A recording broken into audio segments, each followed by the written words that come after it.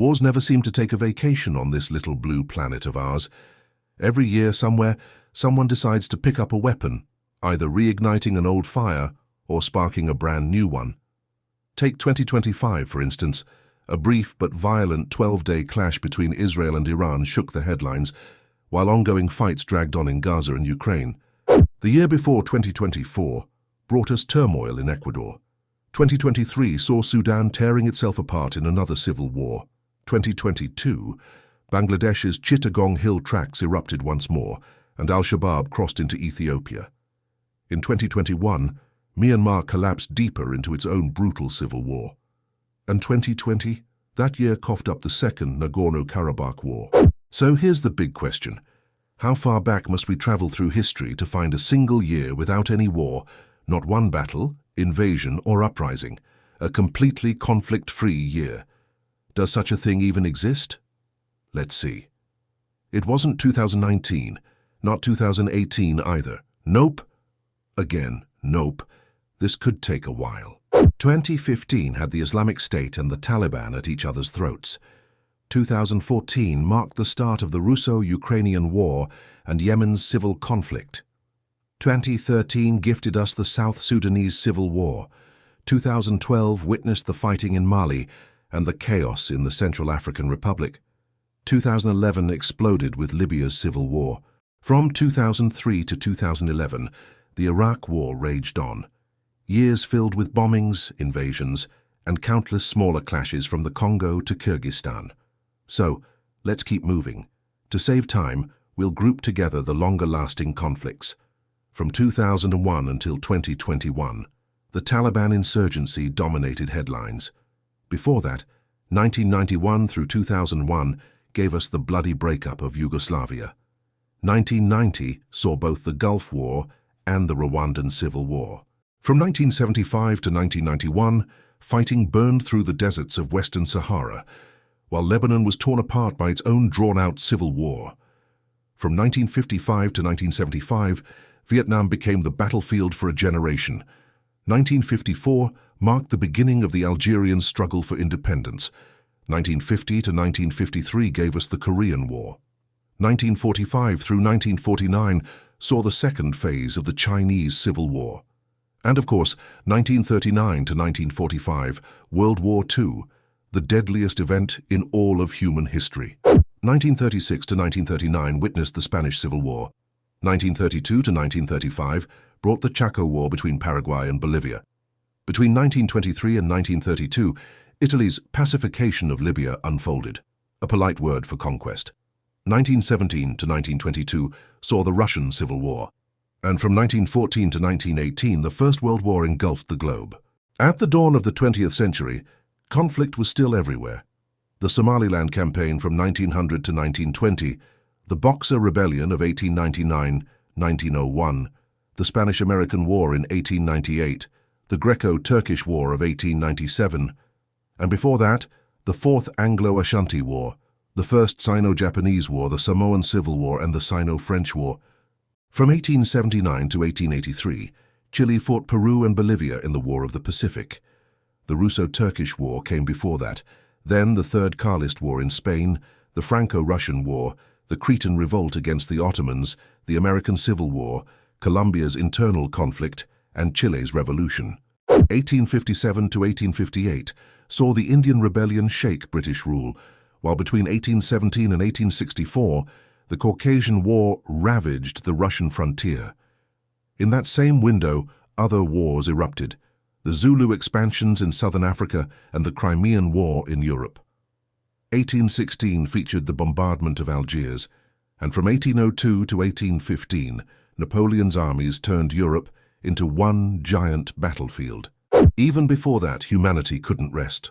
The First Barbary War, the Anglo-Spanish War, the Northwest Indian War, the Oman-Zanzibar War, and, just before all that, the American Revolutionary War, 1775, the year the colonies lit the fuse.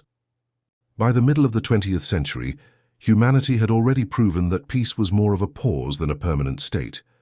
Even after World War II, the world didn't rest for long. New lines were drawn, new enemies found, and old grudges reignited. In 1950, the Korean War erupted, North versus South, democracy versus communism, a frozen battleground that left millions dead.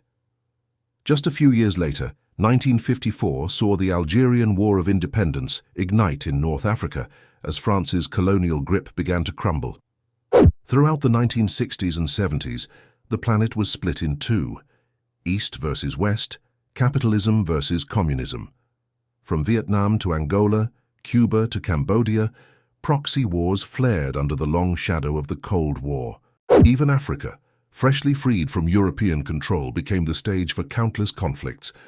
Civil wars in Nigeria, Ethiopia, and the Congo painted the newly independent continent with tragedy and chaos.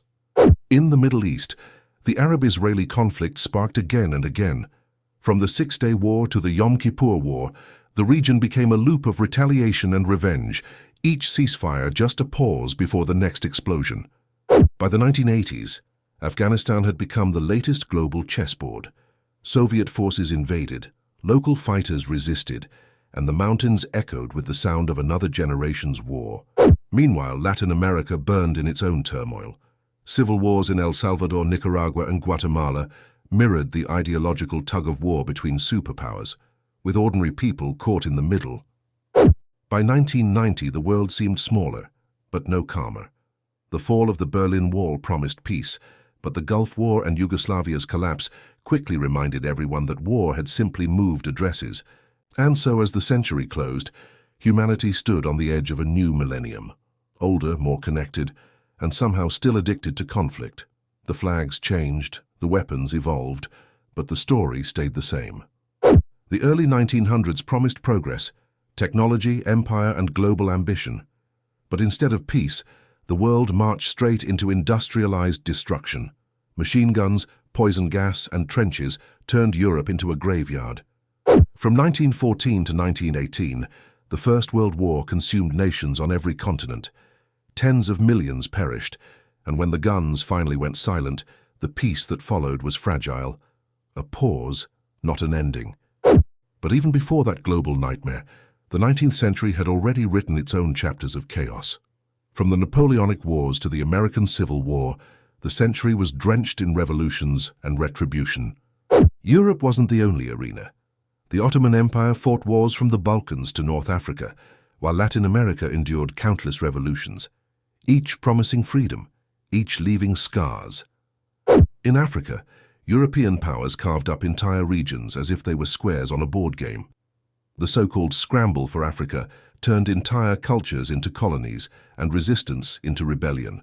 The late 1800s brought one war after another: the Franco-Prussian War, the Russo-Turkish War, the Boer Wars in South Africa.